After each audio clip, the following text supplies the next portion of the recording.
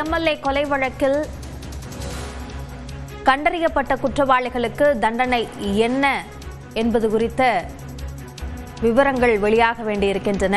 AIADMK MLA கொலை வழக்கில் பவாரியா கொள்ளையர்களுக்கு என்ன தண்டனை வழங்கப்பட போகிறது என்பது குறித்த எதிர்பார்ப்பு எழுந்திருக்கிறது.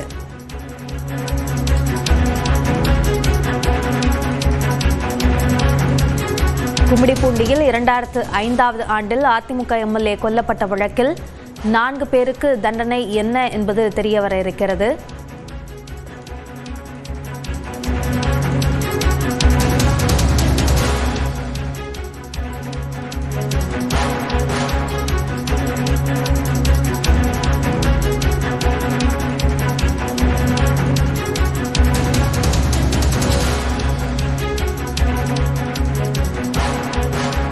இதுகுறித்த கூடுதல் விவரங்களை நம்முடைய செய்தியாளர் அசோக்கிடம் கேட்கலாம். அசோக், விவரங்களை பதிவு செய்யுங்கள்.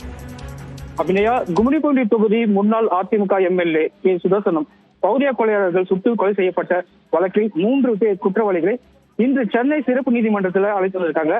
நீதிமன்றத்தில் குற்றவாளிக்கு என அறிவிக்கப்பட்ட 3 குற்றவாளிகளும் தண்டனை விவரங்களை குறித்து கூடுதல் நீதிமன்றம் அறிவிப்பு வெளியாகும் நிலையில தற்போது நீதிமன்றத்துக்கு அழைத்து வந்துள்ளனர்.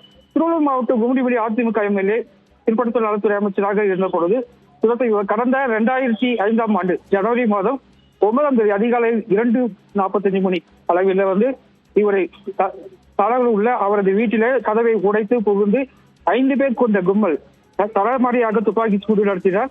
இந்த விவகாரம் தொடர்பாக அப்பொழுது வீட்டில் இருக்கக்கூடிய 62 சவரன் தங்க நகைகள் கொள்ளையடிக்கப்பட்டது. ஆளுங்கட்சி சட்டமன்ற உறுப்பினர் கொல்லப்பட்ட தொடர்பாக கொள்ளையர்களுக்கு சுட்டு பிடிப்பதற்காக உத்தரவு பிறப்பித்தது.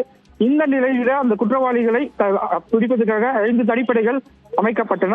தீவிரமாக தேடி வந்த நிலையில பிப்ரவரி 1ஆம் தேதி கைது செய்து தொடர்ந்து துப்பு துலகிய மார்ச் மாதத்தில் ஹரியானா, ராஜஸ்தான் மாநிலத்தைச் சேர்ந்த பௌதிய கொலைகள் என தெரிய வந்துள்ளது.